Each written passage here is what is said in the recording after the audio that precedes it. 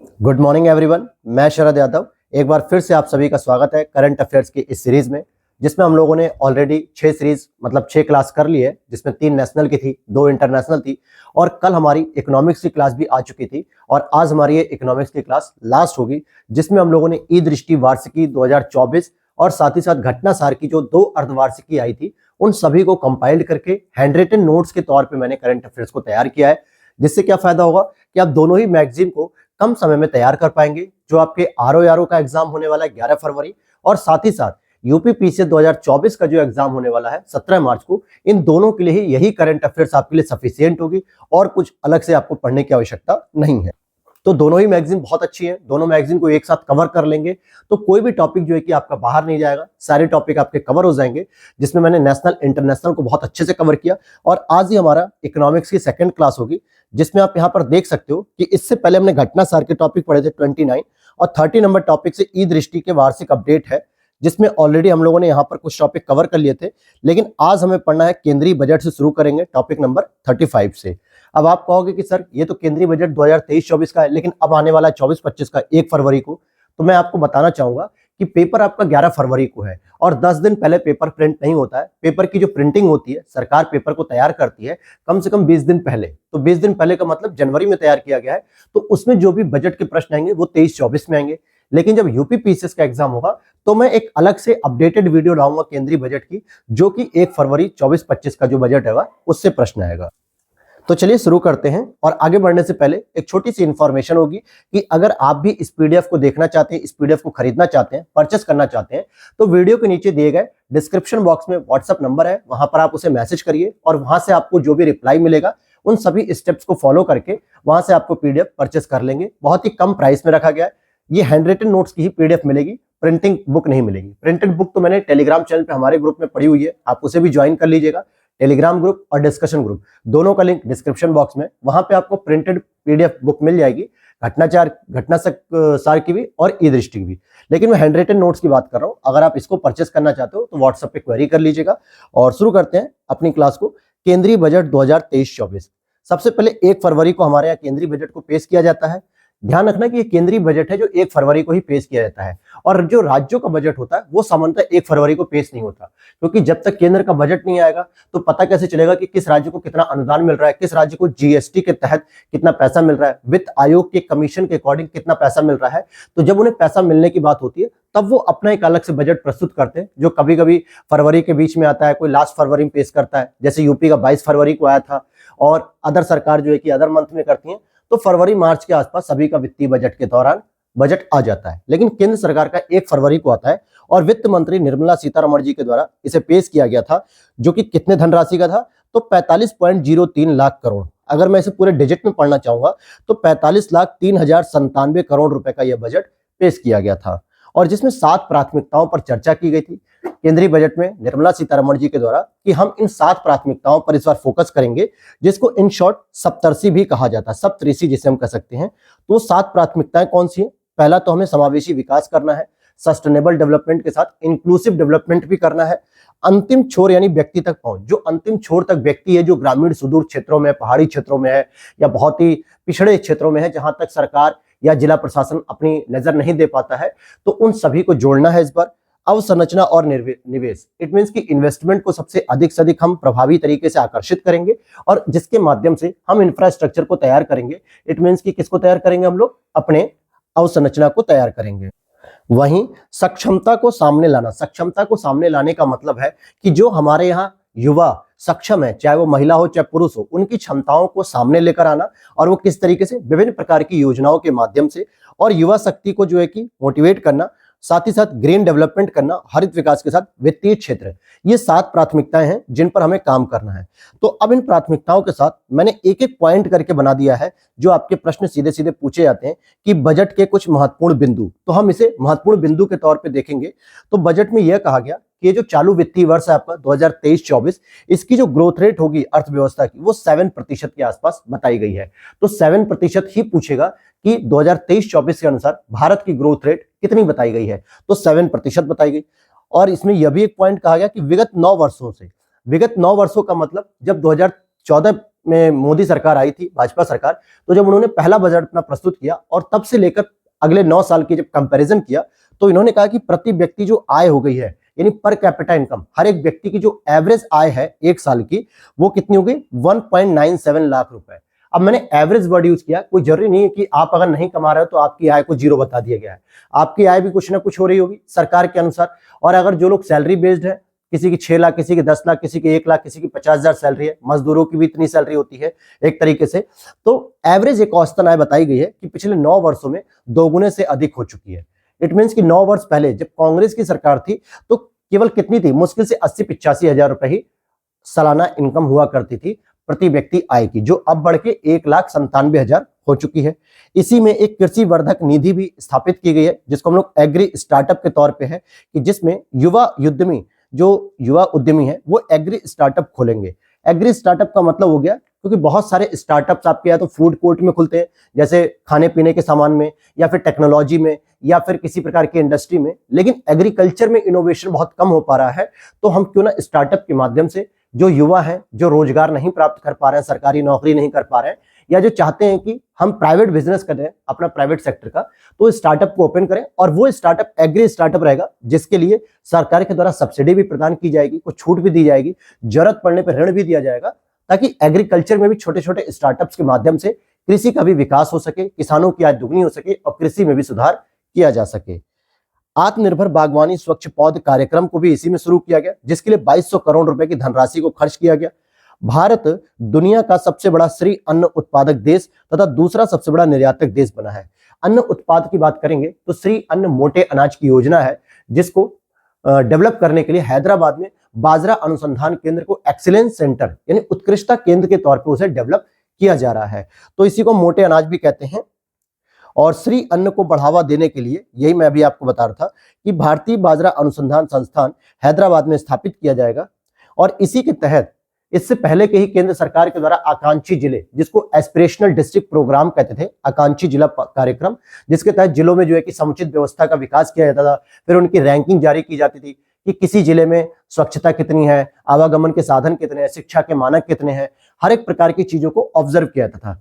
लेकिन अब सरकार ने क्या किया, 2023-24 में इन्होंने कहा कि हम जिले के भी अंदर जितने भी ब्लॉक हैं, ब्लॉक स्तर पे कितना डेवलपमेंट हो रहा है, गांव स्तर पे कितना डेवलपमेंट हो रहा है, इसको और सुधारने के लिए हमने आकांक्षी ब्लॉक कार्यक्रम शुरू किया। तो ध्यान देना, आकांक्षी ब्लॉक कार्यक्रम 2023-24 के केंद्रीय बजट में इसकी घोषणा की गई है। और रेलवे की बात करें तो अब तक का सबसे बड़ा पूंजीगत परिव्यय धनराशि मिली है इसे 2.40 लाख करोड़, यानी कि 2,40,000 करोड़ रुपए सबसे अधिक अभी तक का रेलवे को बजट मिला है। अब रेलवे का इससे विद्युतीकरण किया जाएगा, जो 2030 तक का लक्ष्य रखा गया है। रेलवे को शून्य उत्सर्जन कार्बन बनाया जाएगा, कि कार्बन का उत्सर्जन भी अगर करे तो शुद्ध शून्य स्तर पे करे।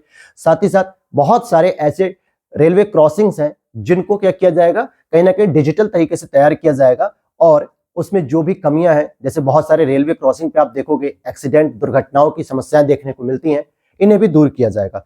तो पूरा का पूरा रेलवे को जो बजट दिया गया वो बहुत बड़ी धनराशि दी गई है इस बार। आगे देखेंगे लाइफ की संकल्पना प्रस्तुत की गई। लाइफ क्या है, लाइफ स्टाइल फॉर एनवायरमेंट। हालांकि इसको तो 2021 में मोदी जी के द्वारा COP26 ग्लासगो सम्मेलन में ही प्रस्तुत किया गया था, लेकिन वैश्विक स्तर प्रस्तुत किया गया और इसे इस बार केंद्र सरकार के द्वारा पूरा वैधानिक तरीके से प्रस्तुत कर दिया गया कि हम लाइफ के ऊपर क्या क्या काम करेंगे। पीएम प्रणाम, इसी में पीएम प्रणाम को भी लाया गया था। ये क्या है, वैकल्पिक उर्वरकों को बढ़ावा दिया जाएगा, यानी धरती माता को प्रणाम करते हुए जो धरती माता की या भूमि की जो उर्वरा शक्ति है उसको दोबारा वापस लाया जाएगा। जो इसमें क्षरण हो रहा है उसकी कमी की जाएगी। और कैसे हो रहा है, क्योंकि उर्वरक जो हम प्रयोग कर रहे हैं, कीटनाशक प्रयोग कर रहे हैं, वो कहीं ना कहीं मिट्टी की उत्पादकता को कम करते हैं। तो हम इसके लिए वैकल्पिक उर्वरकों, अर्थात हम रासायनिक खाद की जगह हम बायोमास की खाद डालेंगे, यानी जैविक उर्वरक का प्रयोग करेंगे, ताकि जैविक उर्वरक मिट्टी की उत्पादकता को भी बढ़ाएंगे, उसके क्षरण को भी रोकेंगे और उर्वरा शक्ति को भी मजबूत करेंगे। तो पीएम प्रणाम योजना लाई गई है। और इसी के तहत इसी केंद्रीय बजट में गोवर्धन योजना देखने को आपको मिलती है। गोवर्धन योजना के तहत 500 नए संयंत्र स्थापित किए जाएंगे, जिससे टाइटल क्या दिया गया, अपशिष्ट से आमदनी, यानी जो हमारा वेस्टेज मटेरियल है, जो गायों का गोबर होता है, वेस्टेज एक तरीके से हो जाता है, क्योंकि बहुत सारे किसान क्या करते हैं, उसको खाद के रूप में बस प्रयोग करते हैं, खेतों में डाल देते हैं। लेकिन सरकार ने कहा कि हम बहुत सारे ऐसे प्लांट लगाएंगे छोटे छोटे, जहां पर आप इस गोबर से अपनी आमदनी बनाएंगे, क्योंकि यहाँ पे प्लांट लगेगा, बहुत सारी एनर्जी प्रोड्यूस की जाएगी। तो अपशिष्ट से आमदनी टाइटल दिया गया। और कितने प्लांट लगेंगे? 500 प्लांट लगेंगे। गोवर्धन की फुल फॉर्म की बात करें तो galvanising organic bio agro resources धन। तो ये इसकी फुल फॉर्म है, तो याद रखना, galvanising organic bio agro resources धन।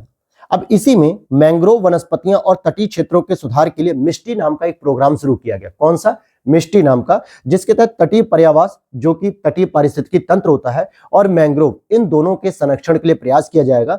तो मिष्टी प्रोग्राम भी इसमें शुरू किया गया। और कौशल विकास योजना, जो कि प्रधानमंत्री कौशल विकास योजना ऑलरेडी 2017-18 में शुरू की गई थी, जिसका 4.0 वर्जन लॉन्च किया गया है, PMKYY। वो होता है ना, प्रधानमंत्री कौशल विकास योजना। आपने अक्सर बहुत सारे लोगों को टी शर्ट पहने हुए देखा होगा, जिसपे लिखा होता है कुछ इस तरीके से, देखोगे येलो कलर में, PMKVY, यानी प्रधानमंत्री कौशल विकास योजना। तो इसका 4.0 वर्जन लॉन्च किया गया है। और इसमें हम देखते हैं तो इसमें कुछ और इंपॉर्टेंट है चीजें। तो इसमें आप देखोगे कि महिला सम्मान बचत प्रमाण पत्र का भी शुभारंभ किया गया। महिलाओं के लिए यह था कि सम्मान बचत पत्र प्रमाण पत्र का शुभारंभ किया गया, जिसमें 2 लाख तक का अगर वो लोन लेती हैं तो उनको कम से कम ब्याज दर पे उन्हें रिटर्न करना होता है, शायद 2% के आसपास था। और इसमें एक सबसे बड़ा चेंजेस किया गया दोस्तों, जहां से प्रश्न अगर पूछेगा तो शायद आपको याद रहना चाहिए कि टैक्स स्लैब जो है, जो अभी तक हम टैक्स देते हैं, मैं जीएसटी टैक्स की बात नहीं कर रहा हूं। जीएसटी का तो आपको पता है 0% पे कुछ चीजें हैं, कुछ 5 पे हैं, कुछ 12 पे हैं, कुछ आपकी 18 पे और कुछ 28% की टैक्स रेट पे है। हम यहाँ पे बात करेंगे डायरेक्ट टैक्स की, जो इनकम टैक्स होता है, जितनी आपकी आय होती है उस पे जो लगने वाला टैक्स होता है, तो उसके भी टैक्स स्लैब में परिवर्तन किया गया है। तो जो पुरानी टैक्स स्लैब थी दोस्तों, उसमें 5 लाख तक रुपए तक में कोई भी इनकम टैक्स नहीं देना होता था, तो उसको कोई टैक्स नहीं देना होता था। लेकिन अब जो टैक्स स्लैब आई है नई वाली, तो उसमें क्या हुआ है कि न्यू टैक्स स्लैब में 7 लाख रुपए तक का कोई भी इनकम टैक्स नहीं देना है, क्योंकि 3 लाख रुपए तक की पूरी छूट है, जीरो है, और 3 लाख से 7 लाख के बीच में जो टैक्स रिबेट होती है, वो रिबेट के तौर पे फिर वो भी जीरो हो जाती है। तो इस तरीके से आप देखोगे कि टैक्स स्लैब में ये परिवर्तन किया गया। और अब टोटल कितनी टैक्स स्लैब हो गए? 5 टैक्स स्लैब हो गए, जैसे 5, 10, 15, 20, 25, 30, सॉरी यहाँ पे 6 टैक्स स्लैब रहेंगी। तो ये परिवर्तन किया गया। और इसके साथ केंद्रीय बजट में और क्या क्या बातें रखी गई हैं, तो देश में अधिकतम कर की जो दर है दोस्तों, अधिकतम जो टैक्स की रेट का मतलब क्या होता है, जैसे 30% तो आपके डायरेक्ट टैक्स लगे, लेकिन बहुत सारे लोग इतनी अधिक इनकम कमाते हैं, जैसे अंबानी, अडानी या बहुत बड़े बड़े जो बिजनेसमैन होते हैं, तो उनपे क्या होता है, सरचार्ज भी लगाया था, मतलब टैक्स के ऊपर भी टैक्स लगाया था। जो 30% टैक्स लिया जाता है, उसके ऊपर भी जो धनराशि होती है टैक्स वाली, उस पर भी एक सरचार्ज लगाया जाता है। तो इन सारी व्यवस्थाओं को मिलाकर हमारे देश में उच्चतम जो टैक्स की रेट है 42.74%। यानी अगर कोई व्यक्ति 1 करोड़ रुपए कमा रहा है, तो उसका 42 लाख रुपए तक टैक्स बन जाता था। तो ये मैक्सिमम होती थी। लेकिन अब जो नई कर व्यवस्था में जो सरचार्ज है, उच्चतम अधिभार, उसे 37% से घटा के 25% की बात की गई है, जिससे जो अधिकतम जो टैक्स रेट होगी, जो 42% से घट के 39% हो जाएगी। साथ ही साथ इसमें राज्यों को भी एक हिदायत दी गई है कि राज्यों का जो जीडीपी होता है, यहाँ पे एसजीडीपी होना चाहिए था, उल्टा लिख दिया मैंने, एसजीडीपी, यानी स्टेट की जो जीडीपी है उसके 3.5% तक ही राजकोषीय घाटे की अनुमति होगी, क्योंकि राज्यों का भी अपना एक राजकोषीय घाटा होता है। तो इसमें कहा गया है कि कोई भी राज्य अपनी जीडीपी के 3.5% से अधिक घाटे को नहीं रख सकता, हर हाल में उसे इससे कम ही करना पड़ेगा। तो ये टारगेट दिया गया कि जितनी भी राज्यों की जीडीपी है, यानी स्टेट जीडीपी, वो 3.5% से कम होनी चाहिए। और सब्सिडी की देयता की बात करें, केंद्र सरकार किन किन क्षेत्रों में सब्सिडी दे रही है और सबसे अधिक किसमें देती है, तो खाद्यान्न सामग्री में सबसे अधिक सब्सिडी देती है। तो खाद्य सब्सिडी लगभग 48.96% है। उर्वरक सब्सिडी, क्योंकि खाद्य के पैदावार में उर्वरक की बहुत महत्वपूर्ण भूमिका है, किसान जो है कि उर्वरक डालता है, चाहे वो डाई हो, अमोनिया हो या फिर आपका यूरिया हो, इन सभी के लिए सब्सिडी चाहिए किसान को, तो 43.4%। तो अगर आप देखोगे इन दोनों को ही अगर मिला दिया जाए, तो लगभग 92% जो है कि सब्सिडी इसी में जाती है भारत सरकार की। और फिर तीसरी होती है ब्याज की सब्सिडी, जैसे बहुत सारे जो टैक्स वगैरह होते हैं या लोन वगैरह होते हैं, तो उसमें जो ब्याज हम देते हैं या सरकार देती है, तो उसमें भी सब्सिडी दी जाती है 6.84%। तो अगर आपसे पूछा जाए कि सबसे अधिक सब्सिडी केंद्र सरकार के द्वारा किस क्षेत्र में दी जा रही है, तो खाद्य सब्सिडी दी जाती है। दूसरे नंबर पे आपकी उर्वरक सब्सिडी आती है। हेलो, हो गए तैयार? Good morning. हम्म, सीता चली राम खोजने ना। अब मिल जाए ना, मिले तो हमें बता देना। हम्म। तो यहां पर आपने देखा कि सब्सिडी किस में दी जाती है। और अब एक सबसे इंपॉर्टेंट प्रश्न ये भी कभी कभी आपसे पूछा जाता है कि जो बजटीय घाटा है इनके बारे में क्या अपडेट होती है। तो देखिए, तीन प्रकार के हमें घाटों को याद रखना होता है। एक होता है राजस्व घाटा, और एक होता है राजकोषीय घाटा, एक होता है प्राथमिक घाटा। तो तीनों घाटों को 2022-23 में कितना था और 2023-24 में क्या टारगेट रखा गया है, स्पेशली आपको 2023-24 का तो बिल्कुल याद रहना चाहिए। तो राजस्व घाटे की बात करेंगे, जो कि 22-23 में था 4.1%, अब इसको टारगेट किया गया 2.9% तक किया जाएगा। और राजकोषीय घाटे की बात करें, जो कि 6.4% था, इसको भी टारगेट किया गया 5.9% तक। और प्राथमिक घाटा जो कि 3.0% था, इसको भी टारगेट किया गया 2.3% तक। तो आपको ये टारगेट वाले याद रखने कि इस बार 2023-24 के बजट में राजस्व घाटे का टारगेट क्या रखा गया है, तो 2.9%, राजकोषीय घाटे का 5.9%, प्राथमिक घाटे का 2.3%। तो ये केंद्र सरकार के द्वारा अपने घाटे को लिमिटेड करने का टारगेट रखा गया। इसी प्रकार से उत्तर प्रदेश सरकार के भी कुछ घाटे होते हैं, उनको भी हम लोग पढ़ेंगे अभी इसी क्लास में केंद्रीय बजट के बाद। तो देखते हैं 2023-24 में बजट अनुमान में सकल कर राजस्व कितना आ रहा है, तो 33.61 लाख करोड़ रुपए दिया जाएगा, मतलब आएगा। तो जैसे गवर्नमेंट ने ये अनुमान लगाया है कि जो हमारा ये बजट है, जितने पे हम खर्च कर रहे हैं, तो उसमें हमें इनकम कितनी होगी। ये तो हमारा पूरा का पूरा व्यय है, लेकिन हमारी इनकम कितनी होगी, तो सकल कर राजस्व 33.61%। अब कर राजस्व का मतलब टैक्स का कलेक्शन, उसमें आपका जीएसटी, इट मींस की इनडायरेक्ट टैक्स भी आ रहा है, कॉर्पोरेट टैक्स भी आएगा, साथ ही साथ इनकम टैक्स भी आएगा जो डायरेक्ट टैक्स के अंतर्गत होता है। तो 33.61 लाख करोड़ का जो हमें राजस्व प्राप्त होने वाला है केंद्र सरकार को, तो उसमें किसका किसका योगदान है, तो जरा उसे भी देख लेते हैं। तो आप देखोगे कि डायरेक्ट टैक्स से आ रहा है 54.25%, यानी डायरेक्ट टैक्स से कितना आ रहा है 54.25%, और अप्रत्यक्ष कर से कितना आ रहा है 45.75। तो इन दोनों को ही मिला दोगे तो 100% तैयार हो जाएगा। और डायरेक्ट टैक्स में ही आपका निगम टैक्स भी आया था, कॉर्पोरेट टैक्स भी, क्योंकि वो भी आपकी इनकम होती है। अब यहां पर अगर हम बात करें कि शीर्ष 3 कर राजस्व श्रेणी, यानी ये तो हो गया आपका डायरेक्ट और इनडायरेक्ट टैक्स मिला के 100%, जिसमें डायरेक्ट का रेशियो कितना है और इनडायरेक्ट का कितना है। लेकिन अगर मैं कहूं कि कौन से ऐसे 3 सेक्टर हैं जहां से सबसे अधिक टैक्स का कलेक्शन हो रहा है सरकार का, तो सबसे अधिक हो रहा है जीएसटी से 9.57 लाख करोड़, 9.57 लाख करोड़ रुपए जीएसटी से सर्वाधिक टैक्स का कलेक्शन हो रहा है।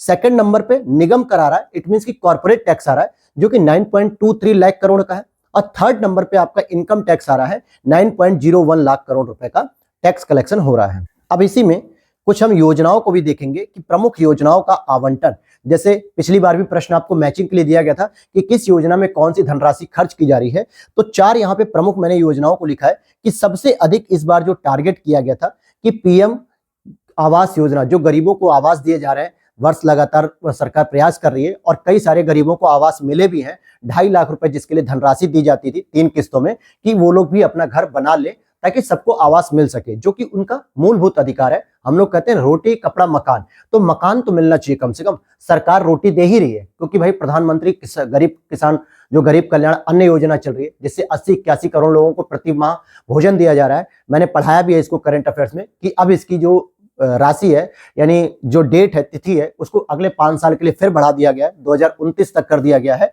तो ये सारी चीजें हम लोगों ने पढ़ी हैं। तो यहां पर पीएम आवास योजना सबसे अधिक धनराशि इसी में खर्च की गई है, 79,590, इट मींस की 79,590 करोड़ रुपए की धनराशि सबसे अधिक इसमें खर्च की गई। दूसरे नंबर पे जल जीवन मिशन में 70,000 करोड़, और तीसरे और चौथे पर आप पीएम किसान योजना और मनरेगा अधिनियम को रख सकते हो, क्योंकि इसमें समान धनराशि खर्च की गई 60,000 करोड़ की।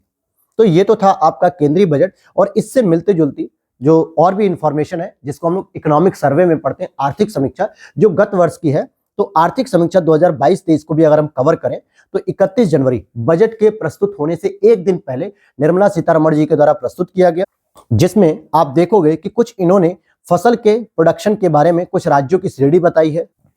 जैसे चावल का सबसे अधिक उत्पादन होता है हमारे वेस्ट बंगाल में, और दूसरे नंबर पे हमारा यूपी आता है। गेहूं का सबसे अधिक उत्पादन सबसे पहले यूपी में होता है, दूसरे नंबर पे आपका एमपी है, और इन दोनों ही श्रेणियों में पंजाब थर्ड नंबर पे आता है। मक्के की बात करेंगे तो पहले नंबर पे कर्नाटक, दूसरे पे एमपी, तीसरे पे महाराष्ट्र है। मोटे अनाज में तो सबसे पहले कर्नाटक है, दूसरे पे राजस्थान और थर्ड पे महाराष्ट्र। कुल खाद्यान्न में हमारा यूपी पहले पे, एमपी सेकंड पर है और पंजाब थर्ड पे है। तो कुल खाद्यान्न और कुल गेहूं की बात अगर करें तो दोनों में ही सेम आंकड़े हैं, पहले दूसरे तीसरे नंबर पे सेम आंकड़े हैं। मूंगफली की बात करेंगे तो गुजरात सबसे अधिक, फिर राजस्थान, फिर तमिलनाडु। रेपसीड और सरसों ये एक साथ पड़ते हैं तो राजस्थान में सर्वाधिक, फिर एमपी में, फिर हरियाणा। सोयाबीन की बात करेंगे तो महाराष्ट्र, एमपी, राजस्थान। गन्ने की बात करेंगे तो यूपी सबसे अधिक, सेकंड नंबर पे महाराष्ट्र और तीसरे नंबर पे कर्नाटक। कपास की बात करें तो सबसे अधिक गुजरात में होता है, फिर महाराष्ट्र में, फिर तेलंगाना में। और इसमें देखें तो जूट की बात करेंगे तो वेस्ट बंगाल, असम, बिहार में। कुल तिलहन की बात करेंगे तो राजस्थान, एमपी, गुजरात। तो ये पूरा का पूरा प्रोडक्शन है इसका। तो कुल तिलहन कितना हो रहा है, राजस्थान, एमपी, गुजरात, और जूट कितना हो रहा है, वेस्ट बंगाल, असम और बिहार। तो ये आपके कुछ आंकड़े थे और इससे संबंधित हम चीजें देखेंगे कि सबसे अधिक हमारे यहाँ जो आयात किया गया, जैसे हम लोग चाहे सर्विस को आयात कर रहे हो या फिर हम किसी प्रकार की वस्तु को आयात कर रहे हो, तो हम कुछ आयात भी करते हैं और कुछ निर्यात भी करते हैं। इसीलिए हमारी जो अर्थव्यवस्था है वो खुली इकोनॉमी कहलाती है, ओपन इकोनॉमी, जब हम किसी देश से आयात और निर्यात करते हैं। तो आयात में देखेंगे कि सर्वाधिक हमने आयात कहां से किया दोस्तों, चीन से किया है। और दूसरे नंबर पे हमने सबसे अधिक आयात किया है यूएई से, संयुक्त अरब अमीरात से। और तीसरे नंबर पे हमने आयात किया है यूएसए से। और निर्यात में क्या करना है, इसी क्रम को बदल देना है, फर्स्ट को थर्ड पे और थर्ड को फर्स्ट पे कर देना है। तो हमने सबसे अधिक निर्यात किया यूएसए में, और सेकंड नंबर पे यूएई में, और थर्ड नंबर पे चाइना में। तो हम कह सकते हैं आयात और निर्यात की जो श्रेणी है उसमें सेकंड नंबर पे यूएई है और यूएसए और चाइना ही ऊपर से नीचे बस बदल रहे हैं। यूएसए ही एक ऐसा देश है हमारे साथ, भारत के साथ, जो कि क्या है, व्यापार घाटे में रहता है, क्योंकि भारत सबसे अधिक वहां पे निर्यात करता है, आयात कम करता है। अब आते हैं हम यूपी बजट पे। यूपी बजट से संबंधित कुछ इंपॉर्टेंट फैक्ट है जो कि प्रश्न अगर पूछने की संभावना रहेगी तो पूछेगा, नहीं तो आपके यूपी पीसीएस में जरूर पूछेगा, लेकिन वो लेटेस्ट बजट होगा उससे पूछेगा। तो यहां देखें 22 फरवरी 2023 को वित्त मंत्री सुरेश खन्ना जी के द्वारा प्रस्तुत किया गया। और कितने करोड़ का धनराशि था, तो 6,90,242.43 करोड़ रुपए की धनराशि थी, जिसको इन शॉर्ट 6.90 लाख करोड़ रुपए भी कहा जाएगा। की पॉइंट्स क्या होंगे इसमें, तो देश की जीडीपी में, भारत की जीडीपी में यूपी का योगदान जो है वो 8% है। तो इस तरीके से यूपी सरकार कहती भी है कि हम भारत की जीडीपी में कितना प्रतिशत का योगदान देते हैं, तो 8% का योगदान देते हैं। और देश का सबसे बड़ा उपभोक्ता और श्रम बाजार है। भाई उपभोक्ता तो बिल्कुल रहेगा, क्यों, क्योंकि भारत में सबसे अधिक जनसंख्या वाला जो राज्य है वो हमारा उत्तर प्रदेश है, लगभग 24 करोड़ की जनसंख्या है। ऐसा बजट में खुद सुरेश खन्ना जी ने क्लेम किया है कि 24 करोड़ जनसंख्या के लिए हम ये पूरा बजट लेकर आए हैं। और साथ ही साथ सबसे बड़ा यहाँ पर श्रम बाजार भी है, यानी कि लेबर की जो आपूर्ति है वो सबसे अधिक यहीं पर होती है। अच्छा, राज्य की जीडीपी की अगर हम बात करें तो 16.8% की इसमें वृद्धि दर्ज की गई है पिछले वर्ष की अपेक्षा। ये इसकी टोटल जीडीपी नहीं है कि हमेशा इसकी जीडीपी इतनी रहती है, बल्कि पिछले वर्ष जितनी भी रही होगी उसमें 16.8% की वृद्धि दर्ज की गई, जो कि पूरे देश में सबसे अधिक वृद्धि मानी जाती है। 2023-24 में अगर हम देखें तो स्टेट की जो जीडीपी है वो 19% तक अनुमानित है। कितनी है, 2023-24 में जो जीडीपी होगी राज्य की वो कितनी होगी, 19% तक बताई जा रही है। 2017 से पहले जो बेरोजगारी की दर थी यूपी में वो 14.4% है। तो केंद्र सरकार यूपी सरकार के द्वारा ये क्लेम किया जा रहा है कि अब ये बेरोजगारी दर घट के कितनी हो गई, 4.2%। तो कितनी हो गई बेरोजगारी दर, 4.2% हो गई। फरवरी 2023 में लखनऊ में यूपी ग्लोबल इन्वेस्टर समिट की गई थी। लखनऊ में यूपी ग्लोबल इन्वेस्टर समिट की गई थी फरवरी 2023 में। और डीबीटी के मामले में कि जो डीबीटी है जिसके माध्यम से लोगों को जो है कि प्रॉफिट किया गया है, यानी लोगों को जो है कि डायरेक्ट जो है कि प्रत्यक्ष हस्तांतरण किया जा रहा है, उसमें यूपी प्रथम नंबर पे, यूपी क्या है, प्रथम नंबर पे है। आगे देखते हैं, इसी तरीके से अटल पेंशन योजना के तहत पंजीकरण कराने में भी यूपी प्रथम नंबर पे रहा है। तो ये कुछ आंकड़े थे जिसकी वजह से हम बता सकते हैं कि यूपी में कौन कौन सी चीज पहले नंबर पे है। और भी अभी है, ध्यान देना कि सुदूर गांवों और कस्बों को जोड़ने के लिए आजीविका ग्रामीण एक्सप्रेस की भी शुरुआत की गई है। तो अगर आपसे पूछा जाए कि आजीविका ग्रामीण एक्सप्रेस किस राज्य सरकार की योजना है, किस राज्य सरकार ने अपने बजट में प्रस्तुत किया, तो आपको कहना है उत्तर प्रदेश के द्वारा। और उत्तर प्रदेश में ही द मिलियन फार्मर्स स्कूल का आयोजन किया गया है। जो किसान हैं उनको जो है कि स्कूलों से जोड़ा जाएगा ताकि उन्हें किसानों के बारे में, किसानी के बारे में, खेती के बारे में कुछ जानकारी दी जाएगी। इसके लिए द मिलियन फार्मर्स स्कूल का आयोजन किया गया है। कुशीनगर की बात करें तो कुशीनगर में महात्मा बुद्ध कृषि एवं प्रौद्योगिकी विश्वविद्यालय की स्थापना की जा रही है। और इसी तरीके का एक कृषि विश्वविद्यालय आपके मेरठ में भी है, उसका क्या नाम है कमेंट सेक्शन में आप लोग बताइएगा। और साथ ही साथ 3 आपके राज्य विश्वविद्यालयों को अनुमति दी गई है और 4 प्राइवेट यूनिवर्सिटी को अनुमति दी गई है ओपन करने के लिए। तो 3 में आपकी जो 2 इंपॉर्टेंट है, मां विंध्यवासिनी राज्य विश्वविद्यालय जो कि मिर्जापुर में स्टैब्लिश किया जाएगा। मां विंध्यवासिनी का मतलब जो विंध्याचल देवी का मंदिर है, तो वहां पर मिर्जापुर में, तो वहां पर स्टैब्लिश किया जाएगा। और दूसरा मां पाटेश्वरी देवी राज्य विश्वविद्यालय बलरामपुर में, क्योंकि जो देवी पाटन वहां का मंडल है, तो देवी पाटन जो मंदिर है वो पाटेश्वरी देवी के नाम पर है, तो वहां पे राज्य विश्वविद्यालय खोला जाएगा। 2 ये हो गए। और तीसरा आपका मुरादाबाद मंडल में तीसरा राज्य विश्वविद्यालय खोला जाएगा, तो उसका नाम केवल रहेगा मुरादाबाद विश्वविद्यालय। तो इस तरीके से 3 राज्य विश्वविद्यालय खोले जा रहे हैं।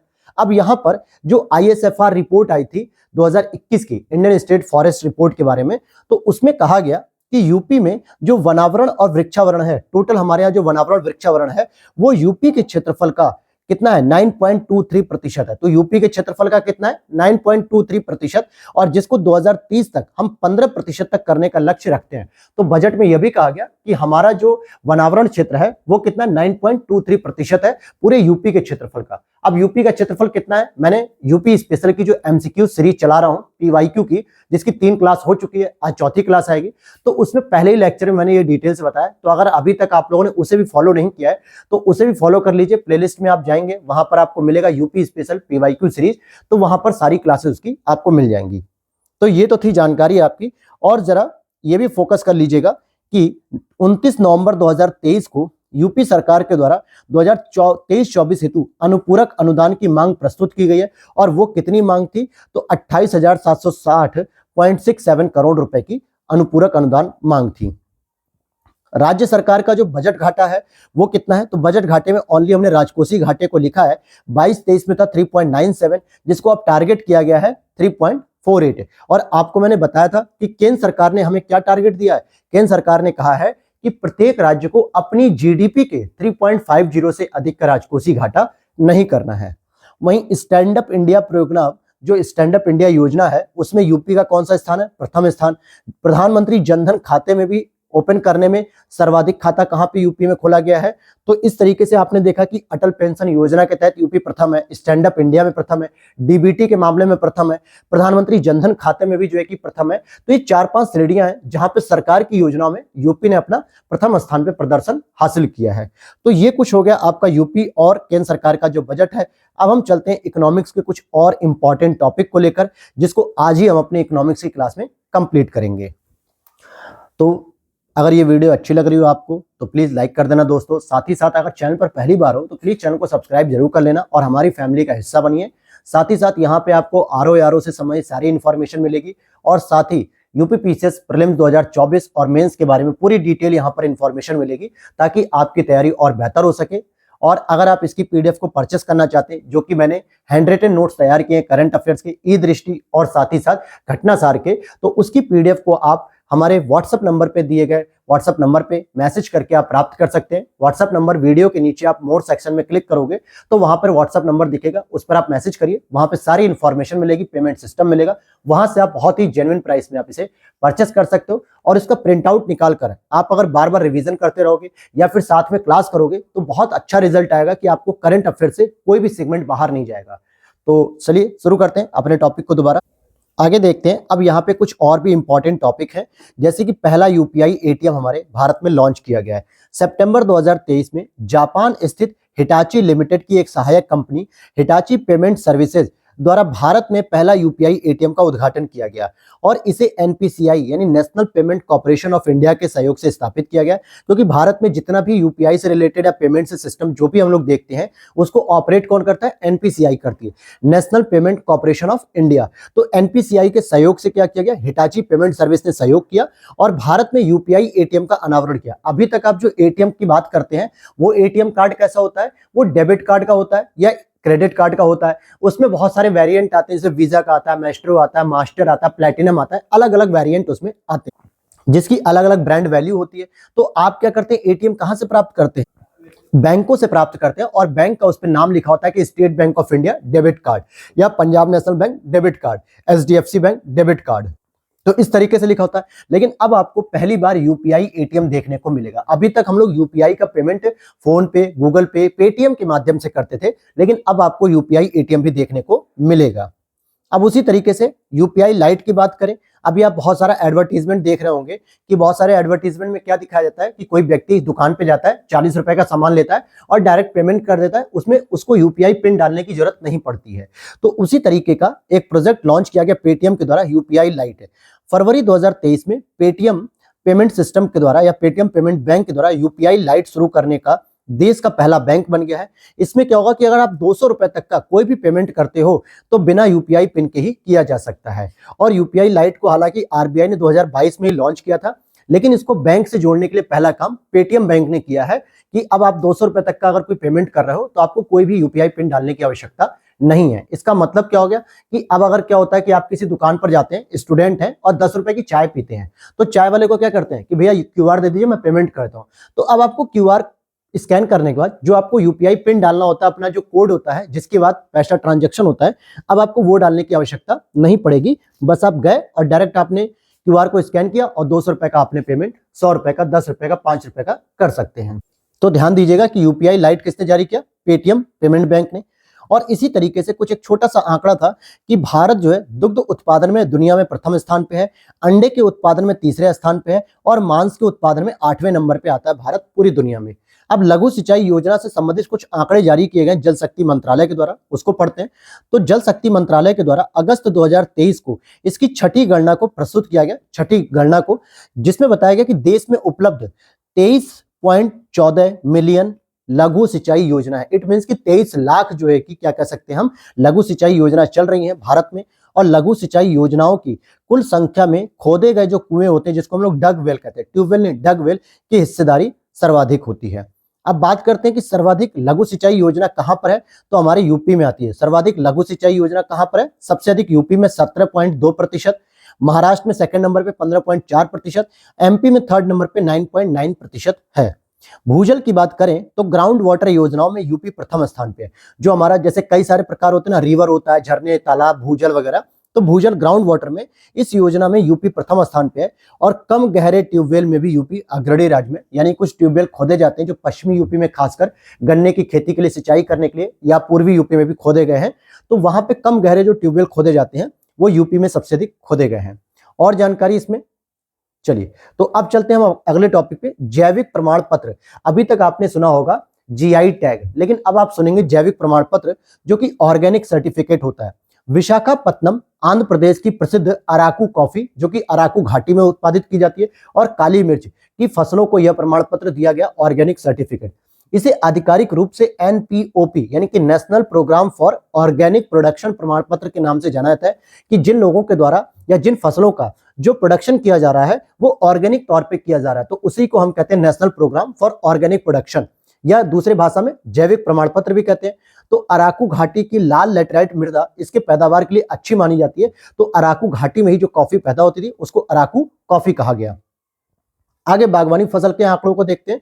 तो जुलाई 2023 में 2021-22 के आंकड़े प्रस्तुत किए गए। हालांकि मैंने बागवानी फसल के बारे में कल की इकोनॉमिक्स क्लास में खाद्यान्न फसलों के साथ ही मिक्स करके उसे तैयार करके पढ़ा दिया था। यहाँ पे कुछ और भी आंकड़े थे तो उसको मैं लेकर आया हूँ। जुलाई 2023 में 21-22 के जो आंकड़े प्रस्तुत किए गए उसमें कहा गया कि जो सब्जी उत्पादन हो रहा है, सब्जी उत्पादन सबसे अधिक होता है आपके यूपी में, और सब्जी से संबंधित राष्ट्रीय सब्जी अनुसंधान केंद्र भी कहाँ पे है? यूपी के वाराणसी में है।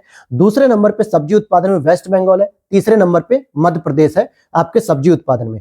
फल के उत्पादन में अगर मैं बात करूं तो आंध्र प्रदेश है, और कल मैंने यूपी स्पेशल की क्लास में जो आमों के प्रोडक्शन में यूपी प्रथम स्थान पे दिया था तो मैंने उसे अपडेट भी किया था कि अब आंध्र प्रदेश पहले नंबर पे आ चुका है, दूसरे नंबर पे महाराष्ट्र है और तीसरे नंबर पे उत्तर प्रदेश है। तो ये समग्र आम की बात हो रही है या समग्र फल की बात कर सकते हो आप। समग्र बागवानी उत्पादन की बात करेंगे तो उत्तर प्रदेश प्रथम पे है, मध्य प्रदेश सेकंड, पश्चिम बंगाल थर्ड पे है। और आम उत्पादन, देखिए यही प्रश्न था कल के मतलब यूपी पीसीएस पीवाईक्यू में, तो आंध्र प्रदेश प्रथम नंबर पे है और उत्तर प्रदेश सेकंड नंबर पे है। लेकिन अगर मैं कहूं दशहरी आम का सबसे अधिक उत्पादन कहां होता है तो वो आपके यूपी में होता है, लखनऊ के पास मलिहाबाद जिले में, मतलब मलिहाबाद कस्बे में। अब हम चलते हैं वैश्विक मिलेट सम्मेलन, यानी कि जो मोटा अनाज है या श्री अन्न है उसके स्तर पे वैश्विक स्तर पे एक सम्मेलन किया गया उसके बारे में, तो उस पे ही हम लोग टॉपिक को कवर करेंगे। मार्च 2023 को प्रधानमंत्री नरेंद्र मोदी जी के द्वारा नई दिल्ली में वैश्विक मोटे अनाज यानी श्री अन्न सम्मेलन का उद्घाटन किया गया।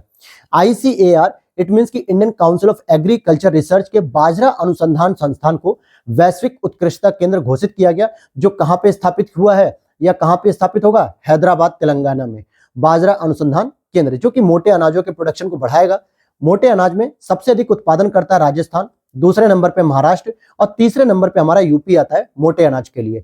हालांकि श्री अन्न सम्मेलन भी यूपी में किया गया था। जब मैं यूपी स्पेशल की क्लास कल लेकर आऊंगा, क्योंकि आज तो इकोनॉमिक्स खत्म हो रही है, तो कल यूपी स्पेशल में हम लोग उन चीजों को पढ़ेंगे या फिर कल वैज्ञानिक परिदृश्य को पहले खत्म करेंगे। अब देखते हैं एफडीआई एवं फॉर्च्यून 500। फॉर्च्यून 500 क्या है? ये टॉप मोस्ट दुनिया की कंपनी है जो मल्टीनेशनल कंपनी के साथ साथ 500 लिस्ट में शामिल है। तो एफडीआई की बात करें और फॉर्च्यून की, तो 1 नवंबर 2023 को यूपी के राज्यपाल द्वारा, कौन है यूपी के राज्यपाल? वर्तमान में आनंदीबेन पटेल जी हैं। एफडीआई एवं फॉर्च्यून 500 कंपनियों के निवेश हेतु प्रोत्साहन नीति 2023 को स्वीकृत किया गया। तो यूपी ने एक पॉलिसी तैयार की है, एफडीआई को किसी भी तरीके से हम आकर्षित करें, और एफडीआई भी कहां से मिले? जो दुनिया की टॉप मोस्ट 500 कंपनियां जिसको फॉर्च्यून 500 कहते हैं, उनसे एफडीआई हमारे यूपी में आना चाहिए, जिससे अधिक से अधिक हम रोजगार को क्रिएट कर सकेंगे, अधिक से अधिक निवेश आएगा तो अधिक से अधिक हम इंफ्रास्ट्रक्चर को तैयार कर पाएंगे। तो ये एफडीआई फॉर्च्यून एक साथ मिला के यूपी सरकार की योजना है, जिसमें देखा जाए और अदर चीजों को, तो वर्तमान ease of doing business ranking में यूपी हमारा दूसरे नंबर पे है, क्योंकि बिजनेस करने की जो आवश्यक दशाएं हैं, अवसंरचना, परिवहन, रॉ मटेरियल, भूमि, लैंड एक्वायर्ड, ये सारी पॉलिसी हमारे यहाँ बेहतर होती जा रही है, जिससे हम वैश्विक स्तर की कंपनियों को अधिक से अधिक अपनी ओर आकर्षित करें और एफडीआई का निवेश आना चाहिए। और एफडीआई आकर्षित करने में यूपी हमारा 11वें नंबर पे है। सबसे नंबर 1 पे कौन होता है? गुजरात, महाराष्ट्र, तमिलनाडु, आंध्र प्रदेश, ऐसे राज्य जहां पर उत्पादन करने और औद्योगिक इकाइयों को स्थापित करने की कुछ आदर्श दशाएं हैं।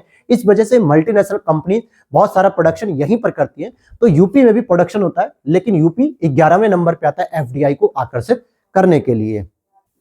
अब चलते हैं आगे। यूपी फार्मास्यूटिकल 2023 से संबंधित अनुच्छेद 162 के अंतर्गत शक्तियों का प्रयोग करते हुए राज्यपाल के द्वारा 4 अगस्त 2023 को एक अधिसूचना जारी की गई, और उस अधिसूचना के तहत क्या नाम रखा गया उसका? उत्तर प्रदेश फार्मास्यूटिकल एवं चिकित्सा उपकरण उद्योग नीति 2023। और ये किसको रिप्लेस करेगी? 2018 की नीति को रिप्लेस करेगी, क्योंकि हर 5 साल पे इसको बदला जाता है। तो अब ये 2023 से 8 जून 2023 से 5 वर्षों के लिए रहेगी, अर्थात 2028 तक के लिए रहेगी। और इससे पहले 2018 की नीति थी, जिसको 5 साल बाद 2023 में बदला जा रहा है। भारतीय फार्मास्यूटिकल की बात करें तो भारतीय फार्मास्यूटिकल बाजार मात्रा के आधार पर तीसरे नंबर पे आता है वैश्विक स्तर पे, और मूल्य के आधार पे 14वें नंबर पे आता है वैश्विक स्तर पे। तो ये बस यहीं पे एक फार्मास्यूटिकल से रिलेटेड जानकारी थी, जो मैंने एक ही जगह कवर कर दी थी कि यूपी सरकार के द्वारा अभी हाल ही में फार्मास्यूटिकल उद्योग नीति का बजट लाया गया, या यूं कहें कि विधेयक लाया गया। और भारत सरकार की बात करें तो भारतीय फार्मास्यूटिकल बाजार वैश्विक स्तर पे 3rd नंबर पे मात्रा में, यानी प्रोडक्शन कितना अधिक करता है, लेकिन उसकी वैल्यू की बात करें तो 14वें नंबर पे आता है। और भारत विश्व में चिकित्सा सामग्री का 12वां सबसे बड़ा निर्यातक है, यानी कि दुनिया में सबसे अधिक निर्यात करने की श्रेणी में 12वें नंबर पे आता है। फिर चाहे वो इक्विपमेंट्स हो, या ऑपरेशन के इक्विपमेंट्स हो, या मेडिकल की सर्जरी की दवाई हो, या किसी प्रकार की जेनरिक दवाइयां हो, तो पूरी की पूरी चिकित्सीय सामग्री 12वें नंबर पे आती है भारत की दुनिया में। आगे देखते हैं इंडिया टूरिज्म डाटा, इसकी बात कर लेते हैं। तो इंडिया टूरिज्म डाटा जो है वो क्या कहता है? जुलाई 2023 में पर्यटन मंत्रालय के द्वारा इसे जारी किया गया। 2022 में विदेशी पर्यटक संख्या 6.1 मिलियन रही है, जो कि 305% की वृद्धि, क्योंकि 2021 में कोविड-19 था, कोविड का समय चल रहा था, उस समय केवल 1 मिलियन के आसपास लोग ही जो है कि भारत में विदेशी पर्यटक के तौर पर आए, जब कोरोना की वेव थोड़ी थोड़ी कम हुई थी। लेकिन 2022 में जब कोरोना पूरी तरीके से चला गया, तो बहुत अधिक मात्रा में भारत में विदेशी पर्यटक आए, 6.9 मिलियन, जो कि 305% की वृद्धि को दर्शाता है। अच्छा, अब यहां पर बात आती है कि विदेशी पर्यटक अगर भारत आए तो सबसे अधिक उन्होंने कहां पर गए? तो विदेशी पर्यटकों की जो सर्वाधिक संख्या थी वो ताजमहल देखने गई। दूसरे नंबर पे आगरा किला देखा, क्योंकि जो ताजमहल घूमने जा रहा है बगल में आगरा किला है, तो भाई उतनी ही संख्या आगरा किले पे गई। और उसी के पास बगल में ही अकबर के द्वारा स्थापित की गई जो फतेहपुर सीकरी है, वहां भी लोग घूमने जा रहे थे। आगरा के ताजमहल से 25 किलोमीटर दूर की डिस्टेंस पे है। तो ये चीजें जो है कि विदेशी पर्यटकों की संख्या जो भारत में कहां कहां गई। लेकिन अगर मैं बात करूं भारतीय पर्यटकों की, तो वो सबसे अधिक कहां घूमने गए? तो सबसे अधिक वो भी ताजमहल देखने गए, लेकिन दूसरे नंबर पे वो लाल किला देखने गए, दिल्ली का लाल किला, और सूर्य मंदिर कोणार्क, जो कोणार्क का सूर्य मंदिर है, 3rd नंबर पे वहां घूमने गए थे। अब बात करेंगे कि विदेशी पर्यटक, ये तो हो गए टूरिज्म प्लेस। लेकिन अगर राज्य की बात करें कि विदेशी पर्यटक सर्वाधिक किस राज्य में गए, तो सबसे अधिक वो गुजरात घूमने गए थे और दूसरे नंबर पे महाराष्ट्र। भारतीय पर्यटक सबसे अधिक कहां गए, तो उत्तर प्रदेश राज्य में प्रथम नंबर पे और दूसरे नंबर पे वो तमिलनाडु गए। तमिलनाडु में जैसे कोडाई कनाल है, ऊटी है, ये सारे के सारे टूरिस्ट प्लेस है, वहां घूमने गए। बस थोड़ी देर में अब हमारी क्लास कंप्लीट हो जाएगी, क्योंकि इसमें भी लगभग मैंने 55 प्लस टॉपिक को कवर किया है, जहां से एक भी इकोनॉमिक्स का टॉपिक बाहर नहीं जाएगा आपका। तो आरओ और यूपी पीसीएस के लिए बस इतने ही करंट अफेयर्स को आपको कवर कर लेना है। बार बार इसे देखते रहिए, रिवीजन करते रहिए। और मैं आज दोपहर में एक छोटी सी वीडियो क्लिप लेकर आऊंगा, जिसमें ये बताऊंगा कि आरओ के लिए अब जो बचे हुए 15 दिन है, अब इसमें आपको क्या करना चाहिए जिससे आपके मार्क्स इंक्रीज कर जाए, आपके मार्क्स में जो कमी आ रही है, नंबर कम आ रहे हैं, वो और भी बेहतर हो सके। तो उस पर मैं अलग से वीडियो बनाऊंगा, उसके लिए चैनल को कर लीजिए सब्सक्राइब, ताकि आपको अपडेट मिलती रहे। और टॉपिक पे आते दोबारा महारत्न कंपनी की बात करेंगे। मैंने कल की क्लास में नवरत्न कंपनी को बताया था, जिससे टोटल मिलाकर 16 नवरत्न कंपनियां हो गई। 2 नई जो है कि रेलवे मंत्रालय द्वारा सजेस्ट की गई थी, एक तो इरकॉन थी और दूसरी राइट्स थी। ये दोनों रेलवे मंत्रालय से संबंधित है, रेलवे परिवहन में जो है कि अपनी भूमिका निभाती है। इसी तरीके से एक महारत्न कंपनी को दर्जा दिया गया है, जिसका नाम है ऑयल इंडिया लिमिटेड, जो कि 13वीं महारत्न कंपनी हो चुकी है। और अब भारत में 13 महारत्न कंपनी हो चुकी है। लेकिन इससे पहले सितंबर 2022 में आरईसी को 12वीं महारत्न कंपनी दिया गया था, जो इलेक्ट्रिसिटी से संबंधित थी। किससे संबंधित है? इलेक्ट्रिसिटी, विद्युत से संबंधित है। और अगस्त 2023 में ऑयल इंडिया लिमिटेड 13वीं महारत्न कंपनी बन जाती है। अब बात करेंगे ग्लोबल स्तर पे जो स्टार्टअप इकोसिस्टम है, तो ग्लोबल की बात करेंगे। ग्लोबल स्टार्टअप इकोसिस्टम जून 2023 में जारी किया गया, जिसमें रैंक 1 कौन है, तो यूएसए, रैंक 2 कौन है, यूके, और रैंक 21 इंडिया की आती है। यानी दुनिया में जो ग्लोबल स्टार्टअप सिस्टम के लिए जो इकोसिस्टम डेवलप किया जा रहा है, तो यूएसए नंबर 1 पे आता है, और यूनाइटेड किंगडम यानी इंग्लैंड 2 पे, और भारत 21वें नंबर पे आता है। लेकिन अगर भारत में कुछ शहरों की बात करें जहां पर सबसे अधिक स्टार्टअप इकोसिस्टम डेवलप किया जा रहा है, तो बेंगलुरु 8वें नंबर पे, और दिल्ली की बात करें 13वें नंबर पे। और विश्व के स्तर पे अगर हम शहरों की बात करेंगे, तो विश्व के स्तर पे यूएसए का सैन फ्रांसिस्को शहर सबसे परफेक्ट माना जाता है ग्लोबल मतलब कि इकोसिस्टम एनवायरनमेंट के लिए। अब यहाँ पे अगला देखते हैं हम लोग, ग्लोबल इकोनॉमिक प्रोस्पेक्ट्स रिपोर्ट। ये कौन जारी करता है? तो यहाँ पे बस एक आपको बेसिक इंफॉर्मेशन लेनी है कि रिपोर्ट्स कौन जारी करता है।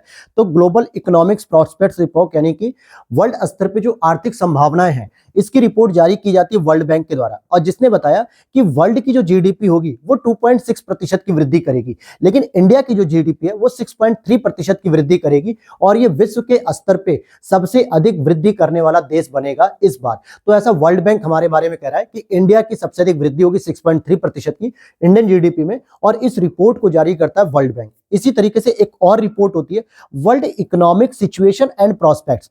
थोड़ा सा अंतर आ रहा है, बस इसमें सिचुएशन वर्ड यूज करते हैं, लेकिन world economic prospect world bank जारी कर रहा है। लेकिन अगर world economic situation and prospects को हम पढ़ेंगे, तो इसको यूएनओ के द्वारा जारी किया जाता है। और वर्ल्ड इकोनॉमिक आउटलुक एक और रिपोर्ट आती है, जो कि इंटरनेशनल मॉनेटरी फंड, इसके द्वारा जारी की गई है अक्टूबर 2023 में, जो कहता है कि विश्व की जो जीडीपी रहेगी वो 3% की रहेगी और भारत की जीडीपी 6.3% रहेगी। तो इसमें देखिए अंतर क्या रहा है। बहुत कंफ्यूजिंग आर्टिकल हो सकता है, लेकिन यहीं से एग्जामिनर प्रश्न रखाएगा आपके सामने और आप कंफ्यूज हो जाओगे।